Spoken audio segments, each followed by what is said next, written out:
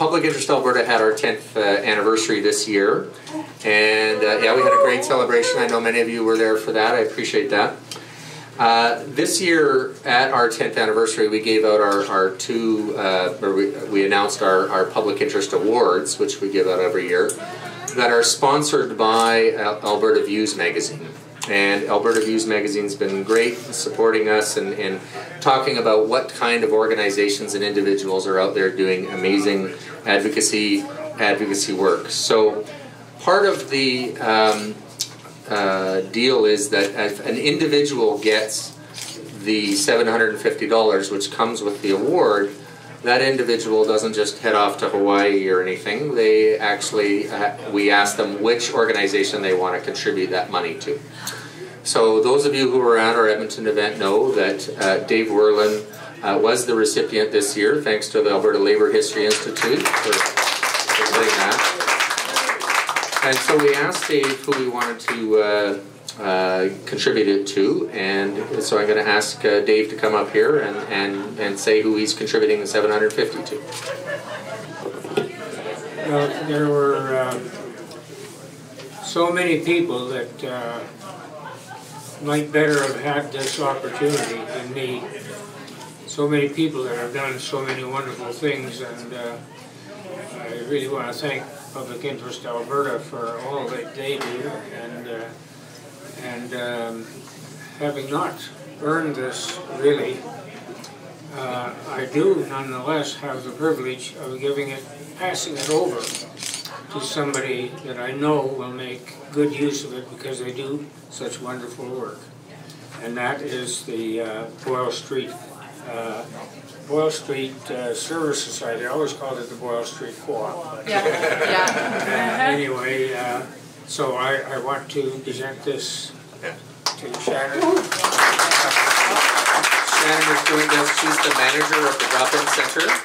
And so we're very thrilled she's able to join us. I'll just quickly, I just want to say thank you so much. Thank you for choosing us, Dave, because, you know, as mentioned, this is a really tough time of year for a lot of people, and Boyle Street Community Services is actually where this money is going to go, and I managed the drop-in there, so that's where this money is going to go. And Boyle Street, we serve thousands of people walk through our doors a year, and these months, winter time is the busiest time of year. It's very hard. Christmas is a very high suicide rate, a lot of depression, a lot of loss. So this is really going to help bring smiles to our community's heart. So I really want to express the gratitude on behalf of Boyle Street Community Services. So thank you very much. Merry Christmas.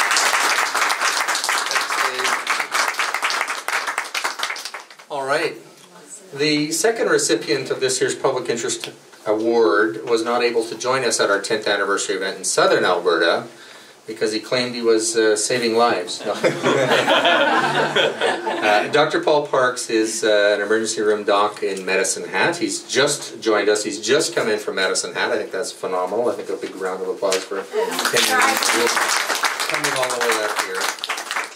Noel Somerville and a number of the seniors organizations nominated him for the work that he's been doing, so I'm going to call on Noel to come up and say a few words. Dr. Parks is the Chief of Emergency Medicine at the Medicine Hat Regional Hospital, and he is also the spokesperson for the Emergency Medicine section of the Alberta Medical Association. And he's quite a spokesperson. He was the person who organized the emergency room doctors back in 2008 to start documenting the instances of critical conditions that arose because of overcrowding in emergency rooms. And he identified one of the factors there as being the very large number of people designated as alternate level of care who were in hospital because the kinds of facilities capable of providing their care outside of hospitals were simply not available. Dr. Parks actually managed to precipitate an emergency debate in the Alberta legislature based on information that he had generated. And I was particularly interested in his most recent campaign, which was very strategically timed to coincide with the PC leadership campaign. And through many mediums, letters to the editor, speaking out, you know, we're all aware of the fact that many doctors have been intimidated for speaking out. And Dr. Parks is not one of them. And I think as people who advocate for quality public services, we all owe a very large debt of gratitude to Dr. Parks. You know, I find it a little bit odd, a little bit that you see myself up here as an emerge spokesman talking about the big system problems, and one of the reasons is it's never actually really been just about emerge. It's been about like the right care for the right patient in the right place at the right time.